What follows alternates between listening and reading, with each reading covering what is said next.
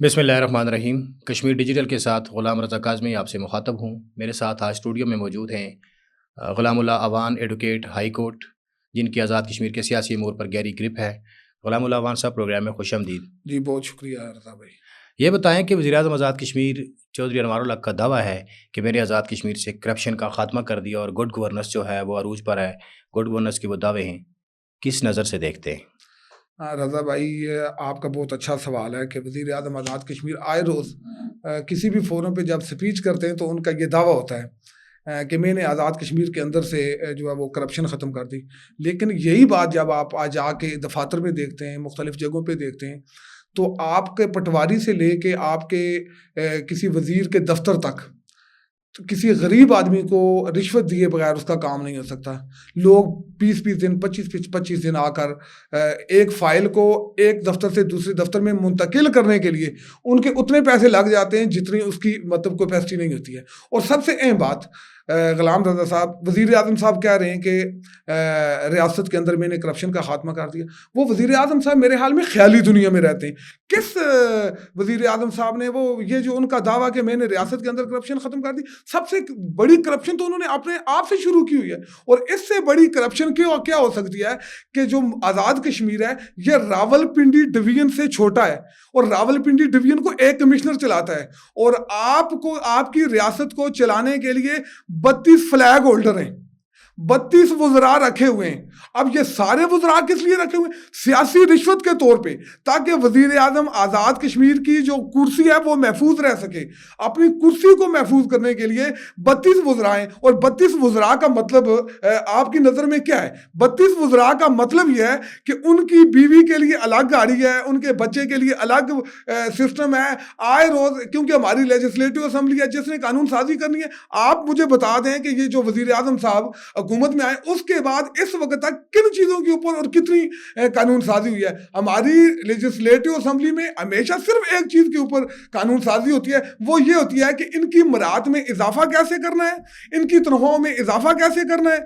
आपका गरीब आदमी जो है ना वो पीछे जा रहा है, आपका गरीब मरने के करीब पहुंचा हुआ है, आपके लोग 2 वक्त की रोटी के लिए तरस रहे हैं। जो आपके सरकारी मुलाजमीन है आए रोज सड़कों के ऊपर होते हैं, एहतियाज के लिए होते हैं, मुजाहरे हो रहे हैं, रैलियां हो रही हैं कि हमारी तनख्वाहें बढ़ाएं, हमारे घर के खर्चे नहीं पूरे हो रहे, हमारे मसाइल हैं, हम पूरे नहीं हो सकते, हम दफातर में आने के लिए हमें ट्रेवल करना पड़ता है, हमारे किराए नहीं पूरे होते। और जिस वक्त तनख्वाह बढ़ाने की बात मुलाजमीन करता है तो उसकी तनख्वाह में 10%, 12%, 15% इजाफा किया जाता है और वो भी एहसान की सूरत में। उसके ऊपर एहसान किया जाता है कि तुम्हारे ऊपर हुकूमत एहसान कर रही है, तुम्हारी तनख्वाह में इजाफा कर रहे हैं। और जब भी ये अपनी तनख्वाह में इजाफा करते हैं ये 100%, 200%, 300% इजाफा करते हैं। इससे बड़ी करप्शन क्या हो सकती है रियासत के अंदर? और रियासत तो करप्शन की तस्वीर बनी हुई है। हमारे वजीर आजम साहब कहते हैं कि मैंने करप्शन मका दी, लोगों के मसाइल हल हो रहे हैं। और लोगों के मसाइल किधर हल हो रहे हैं? मैं दूर दराज की बात तो नहीं करता, तो आपके दारुल खिलाफे के अंदर एक वजीर नहीं बैठा होता, आपके सारे वज़रा कश्मीर हाउस जाके बैठे हुए, आपकी हुकूमत कश्मीर हाउस में चल रही है। यहाँ रियासत के अंदर तो कोई है नहीं। लोग अपने काम के लिए नीलम से आते हैं, लीपा से आते हैं, तावबाट से आते हैं, उधर हवेली से आते हैं, कोटली से आते हैं, मीरपुर से आते हैं। रियासत के अंदर होता ही कोई नहीं है। रियासत के अंदर ना कोई वजीर बैठा हुआ है, ना कोई मशीर बैठा हुआ है, और साथ मजे की बात है ना आपका कोई ब्यूरोक्रेट मतलब सेक्रेटरी टाइप लोग यहाँ बैठे हुए। लोग जलीलो ख्वार हो रहे हैं, आपकी हुकूमत चल रही है। इस वक्त रियासत के अंदर जो हुकूमत है, जो वजीर आजम साहब की जो कारकर्दगी है, जिसको मैं समझता हूँ कि हम क्रेडिट दे रहे हैं, इस हद तक कि वो इस्लामाबाद में बैठ के हमारे ऊपर हुकूमत कर रहे हैं, हमारे टैक्स के पैसों से वो तनख्वाहें ले रहे हैं, मरात ले रहे हैं और अपने बच्चों को अयाशियाँ कर रहे हैं, अपनी बीवियों को अयाशियाँ कर रहे हैं, अपने खानदानों को नवाज रहे हैं। रियासत के अंदर ये जो एडाग माफिया है इसके ऊपर भी मतलब 3 साल से काम हो रहा है, कोई हल नहीं निकल रहा। आपकी पीएससी एक्टिव नहीं हो रही, आपका एनटीएस के लिए लोग जो है ना वो इंतजार में बैठे हुए हैं। आपका पढ़ा लिखा तबका जो है ना वो मतलब कसम पुर्जी की जिंदगी गुजार है। आपको तो उनका ख्याल ही नहीं है। रियासत के अंदर हो ही कुछ नहीं रहा, तो जब रियासत कार ही कुछ नहीं रही तो करप्शन की तो बात ही नहीं बनती है। आपने कहा कि रियासत के अंदर कोई वजीर मौजूद नहीं, कोई सेक्रेटरी मौजूद नहीं, सब ने कश्मीर हाउस डेरे लगाए हुए हैं, इसकी वजह क्या है? इसकी वजह यह है कि ये यहाँ पे लेजिस्लेटिव असेंबली में आए थे, ये कानून साजी करने नहीं आए थे, ये लोगों के मसाइल हल करने नहीं आए थे, ये अपनी लाइफ को एंजॉय करने आए थे, अपनी लाइफ को एंजॉय कर रहे हैं। आप मसला कश्मीर की बात करते हैं, मसला कश्मीर के ऊपर आपने अपने जो वजीर तालीम साहब हैं, हायर एजुकेशन, उनको अमेरिका में भेजा। आपने वजीर साहब की हालत देखी, 2 लाइनें वो नहीं पढ़ सके वहाँ पे अंग्रेजी की। تو آپ کے جو وزراء ہیں یا تو وہ کشمیر ہاؤس میں بیٹھے ہوئے ہیں یا بیرون ملک دوروں پہ ہوتے ہیں. جب وہ دوروں پہ جاتے ہیں آپ کے وزراء, وزیر, آپ کے اسپیکر اسمبلی صاحب یا کوئی اور, تو وہ آپ کو کہیں پہ بڑے بڑے لوگوں سے مسئلہ کشمیر ڈسکس کرتے نظر نہیں آتے. یہ دوروں پہ جاتے ہیں باہر اور جا کے نائٹ کلبوں میں انجوائے کرتے ہیں. نہیں کہتے ہیں جی ہم مسئلہ کشمیر کو ہائی لائٹ کرنے جا رہے ہیں. یہ وہاں جا کے اپنے ہی لوگوں کے ساتھ بات چیت کرتے ہیں, انہی کے ساتھ جو ہے وہ فنکشن اٹینڈ کرتے ہیں, واپس آ کے کہتے ہیں مسئلہ کشمیر ہم حل کرنے گئے تھے, اجاگر کرنے گئے تھے. رضا صاحب نہ تو یہ کبھی کب تک چلے گا مسئلہ کشمیر اجاگر کرنے جاتے ہیں, یہ وہاں پہ نائٹ کلبوں میں جاتے ہیں, یہ لائف کو انجوائے کرنے جاتے ہیں, عیاشی کرتے ہیں, کیونکہ انہوں نے اقتدار کو حاصل ہی صرف عیاشیوں کے لیے کیا ہوا. ان کے لیے ان کو کیا فکر ہے کہ نیلم کے اندر 3 لوگ برف کے نیچے آ گئی, تو آپ کے وزیر اعظم کو اس کی کیا فکر ہوگی؟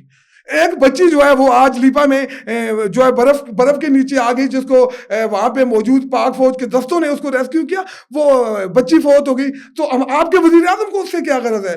آپ کے لوگ دار بدار کی ٹھوکریں کھانے پہ مجبور ہیں, آپ کے پرائم منسٹر کو اس سے کیا غرض ہے؟ آپ کے وزراء کو اس سے کیا ہے؟ کیونکہ ان کے بیٹے تو وہاں نہیں ہیں, ان کے بیٹے تو یہاں محلوں میں رہ رہے ہیں, بڑے بڑے اداروں میں پڑھ رہے ہیں, بڑی بڑی جگہوں کی سیر کر رہے ہیں, سرکاری گاڑیاں وہ اپنے باپ کی جائیداد سمجھ کے استعمال کر رہے ہیں. تو کون سی ریاست, کون سا وزیر اعظم, کون سے اس کے دعوے, کون سی باتیں, کون سے کام؟ پوری ریاست مفلوج ہو کے بیٹھی ہوئی ہے, جس کو ایک کمشنر چلا سکتا تھا. 32 وزراء اور کئی مشیر ساتھ رکھنے کے باوجود وہ ریاست جو ہے نا وہ بالکل اللہ کے رحم و کرم پہ ہے, جو اللہ تعالیٰ, کیونکہ اللہ تعالیٰ ہمیں ہماری حفاظت کرے اور اللہ تعالیٰ ہی ہمیں بچائے. آپ کو وزیر اعظم صاحب صرف جو ہے وہ تقریر کر سکتے ہیں, اور ہر تقریر میں ایک نیا دعویٰ کرتے ہیں. وہ اس طرح دعویٰ کرتے ہیں, وہ ہوتا تھا سلطان رائی, پاکستانی اداکار ہوتا تھا سلطان رائی, تو ہر فلم میں وہ آ جاتا ہم یہ کریں گے. تو آپ کے پرائم منسٹر صاحب بھی ہر دن سلطان رائی بن کے ریاست کے اوپر نافذ ہو جاتے ہیں, اور عملی کام کا کچھ. یہ بتائیں, آپ نے کہا سرکاری گاڑیوں کا بے دریغ استعمال ہو رہا ہے, اس میں کوئی شک نہیں ہو رہا ہے. وزیر اعظم صاحب اکثر ایک کلٹس گاڑی رکھی ہوتی ہے, جب کوئی ان کا سمجھتے ہیں کہ میڈیا کے سامنے کوئی اٹریکشن ہوگا, اس دن وہ کلٹس گاڑی لے کے اسی ٹائم پہ آتے ہیں, اور میڈیا کے کچھ لوگوں کو انہوں نے مینیج کر کے رکھا ہوتا ہے, اور وہ ان کی ویڈیو بناتے ہیں اور وائرل کر دیتے ہیں کہ وزیر اعظم کلٹس پہ جا رہا ہے. یہ کیا سین ہے, یہ کیا ڈرامہ ہے, یہ کیا ہو رہا ہے؟ رضا صاحب یا تو آپ سادے ہیں یا میں سادہ ہوں یا ہماری قوم سادی ہے. یہ چیزیں دکھانے کے لیے ہوتی ہیں, یہ وہ سٹنٹ ہوتے ہیں کہ جو لوگوں کو اپنی طرف اٹریکٹ کرنے کے لیے ہوتے ہیں کہ دیکھو جی تھوڑا وزیر اعظم موٹر سائیکل پہ جا رہا ہے, وہ کلٹس گاڑی پہ جا رہا ہے.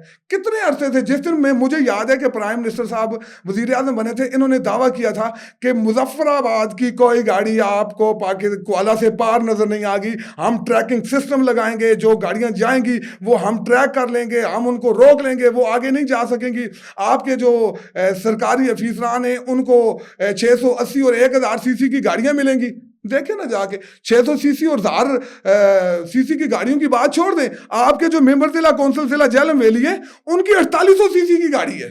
اچھا یہ بتائیں کہ آپ نے کہا کہ سرکاری ملازمین جو ہے وہ اس وقت مراد انجوائے کر رہے ہیں, آپ کی بیوروکریسی کے اندر بھی پسند و ناپسند کی جا رہی ہے. بہت سارے افیسران جو میرٹ پر ہیں وہ کھڑے لائن لگا دی ہیں پرائم منسٹر نے. یہ کیا وجہ ہے؟ پسند و ناپسند کب تک چلتا رہے گا ہمارے پاس؟ رضا صاحب جو بندہ بھی اقتدار میں آتا ہے اس کی پہلی اور آخری ترجیح یہ ہوتی ہے کہ وہ, کیونکہ اس نے جو خرچہ کیا ہوتا ہے اس خرچے کو بھی اس نے پورا کرنا ہوتا ہے, اس نے اگلا الیکشن بھی لڑنا ہوتا ہے, وہ ہمیشہ ان لوگوں کو نہیں خرچہ کہاں سے پورا کرتے؟ آزاد کشمیر کے قومی خزانے سے. جی قومی خزانے سے پورا کرتے ہیں. اگر نہیں کرتے تو آپ مجھے بتائیں, بہت سارے وزراء کرام جو الیکشن میں جاتے ہیں, یا آپ ان کی الیکشن کی سپیچ اٹھا کے دیکھ لیں, وہ بات کرتے ہیں کہ ہم تو انتہائی غریب سفید پوش لوگ ہیں. وہی جب 5 سال کے بعد نکلتے ہیں تو آپ کو پتہ چلتا ہے کہ بیدگیا ٹاؤن میں ان کی بہت بڑی حویلی بن گئی ہے. پھر پتہ چلتا ہے کہ راول پنڈی میں انہوں نے 15 کنال کا پلاٹ لے لیا ہے. پھر پتہ چلتا ہے کہ انہوں نے مطلب ایک بہت بڑی کروزر گاڑی لے لی ہے. تو اگر انہوں نے کرپشن نہیں کی ہوتی, ایک وزیر کی جو تنخواہ ہے وہ 2 لاکھ 2.5 لاکھ 3 لاکھ روپیہ, 3 لاکھ روپے میں اس کی گھر مہمانداری بھی ہوتی ہے, کارکنان بھی ہوتے ہیں, وزٹ بھی ہوتے ہیں, معاملات بھی ہوتے ہیں, تو یہ سارے پیسے کہاں سے پورے ہوتے ہیں؟ اچھا یہ بتائیں کہ اس وقت آزاد کشمیر جو ہے پورا AJK کا جو خطہ ہے یہ ایک پروٹیسٹ سینٹر بن چکا ہے, اور پرائم منسٹر کہتے ہیں ریاست میں سب ٹھیک چل رہا ہے. یہ کیا ہو رہا ہے, کیوں؟ رضا صاحب آزاد کشمیر کے اندر جو پولیٹیکل پارٹیز ہیں وہ ناکام ہو چکی ہوئی ہیں.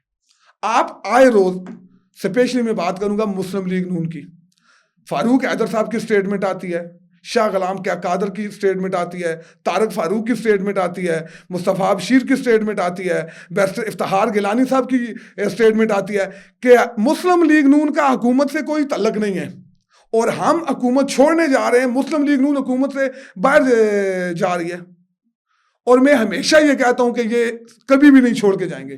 یہ مراد یافتہ طبقہ ہے, یہ لوگوں کو بلیک میل کرتے ہیں. لوگوں کی آنکھوں میں دھول جھونک رہے. پیپلز پارٹی کی جہاں تک بات ہے, پیپلز پارٹی چمٹ کے بیٹھی ہوئی ہے. یہ آصف علی زرداری صاحب کی جماعت ہے اور اس نے یہ فیصلہ کیا ہوا ہے کہ وہ جو خون کا آخری قطرہ ہے وہ بھی نچوڑیں گے تو نکلیں گے. آپ مطلب اس وقت جو انارکی پھیلی ہوئی ہے پوری ریاست کے اندر, پروٹیسٹ کس کے اگینسٹ ہیں؟ میرے آپ کے خلاف تو نہیں ہے. میں تو آپ نہ تو حکومت ہے, نہ ریاست ہے, نہ بیوروکریٹ ہے, نہ ہمارے پاس کوئی اختیار ہے. ان کے پاس اختیار ہے, لوگ ان کے خلاف سڑکوں پہ, لیکن یہ کچھ نہیں کر رہے اور یہ نہ حکومت چھوڑ رہے ہیں اور نہ یہ کہہ رہے ہیں کہ ہم حکومت کے اندر ہیں. یہ انارکی کی وجہ بنیادی طور پہ ہماری جو پولیٹیکل پارٹیز ہیں وہ فیل ہو چکی ہیں. وزیر اعظم جو ہے اس وقت آپ کے کہنے کا, جی میں آپ کو بات بتاتا ہوں, عوامی ایکشن کمیٹی, لوگ ان پولیٹیکل پارٹی سے مایوس ہیں. عوامی ایکشن کمیٹی اس وقت ریاست کے اندر ایک طاقت بن کے سامنے آئی ہے. لوگ ان کے جو مطلب عوامی ایکشن کمیٹی کے جو لوگ ہیں, لوگ ان کو ان ساؤنڈ ایم ایل اے کہتے ہیں. لوگ ان کی بات پہ یقین کرتے ہیں, ان کی بات پہ لبیک کہتے ہیں. کیوں لبیک کہتے ہیں؟ کیونکہ یہ اتنے نالائق اور نااہل ہیں. لوگ ان کو مسترد کر چکے ہوئے اور یہ جو عوامی ایکشن کمیٹی ہے یہ ایک طاقت بن کے سامنے آ رہی ہے. اور مجھے لگتا ہے اگر یہی صورتحال قائم رہی اور جس طرح یہ لوگوں کی آنکھوں میں دھول جھونک رہے, ان کے پاس تو الیکشن میں جانے کا ایجنڈا ہی نہیں ہے. یہ لوگوں کے پاس جائیں گے کس منہ سے؟ لوگوں نے تو ان کو چپیڑے مار دی ہیں, لوگوں نے تو ان کو بگانا ہے. جب ان کو بگانا ہے تو ان کے پاس آپشن جو ہے وہ عوامی ایکشن کمیٹی ہوگی. اور مجھے لگتا ہے اگر عوامی ایکشن کمیٹی الیکشن میں جاتی ہے, مجھے لگتا ہے کہ یہ آزاد کشمیر کی تاریخ میں پہلی دفعہ ایسا ہوگا کہ عوامی ایکشن کمیٹی تمام پولیٹیکل پارٹیز کو بلڈوز کرتے ہوئے آزاد کشمیر کے اندر 2/3 میجارٹی سے حکومت بنانے میں کامیاب ہو جائے گی. عوامی ایکشن کمیٹی اگر انتخابات میں جاتی ہے تو آپ کیا سمجھتے ہیں کہ یہ سارے فارغ ہو جائیں گے؟ ان کی ادائیں بتا رہی ہیں, ان کی حالت بتا رہی ہے, ان کے ایجنڈے بتا رہے ہیں, ان کے کام بتا رہے ہیں. میں آپ سے پوچھتا ہوں نا, یہ تو اقتدار میں بیٹھے ہوئے, کل کس منہ سے لوگوں کے پاس جائیں گے؟ کس مطلب لوگوں کو کیا جا کے بتائیں گے کہ ہم 5 سال میں وہ کون ڈلیوری کر سکا؟ پرائم منسٹر نہیں کر سکا. یہ تو صرف پرائم منسٹر کی بات نہیں ہے, لوگ تو ان سے پوچھیں گے جو حکومت کو انجوائے کر رہے تھے. ایک دن آپ پروٹیسٹ کرتے ہیں, ایک دن آپ حکومت میں بیٹھے ہوتے ہیں, مال کھانے کی باری ہوتی ہے, آپ سب اکٹھے ہو جاتے ہیں. جب مطلب کریکٹر لینے کی ضرورت ہوتی ہے تو آپ کہتے ہیں کہ پرائم منسٹر کی تو یہاں بات نہیں ہے, یہاں تو سب چور آپ اکٹھے ہوئے ہیں.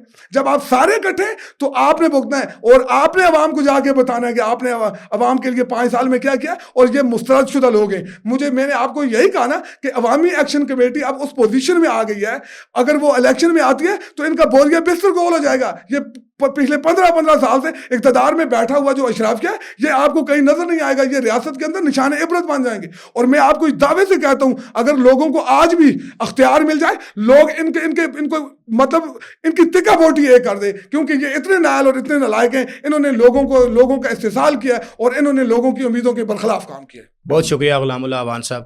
یہ تھے غلام اللہ اعوان ایڈوکیٹ ہائی کورٹ, جن کا کہنا تھا کہ وزیر اعظم آزاد کشمیر اس وقت عوام کے بنیادی مسائل اور گورننس سسٹم کو بہتر کرنے میں مکمل طور پر ناکام ہو چکے ہیں. آزاد کشمیر کے اندر ہر کام کے لیے عوامی ایکشن کمیٹی کو یا بلدیاتی نمائندگان کو یا عوام کے گروہ جو ہیں وہ سامنے آتے ہیں, پروٹیسٹ کرتے ہیں, تب مسائل حل ہوتے ہیں.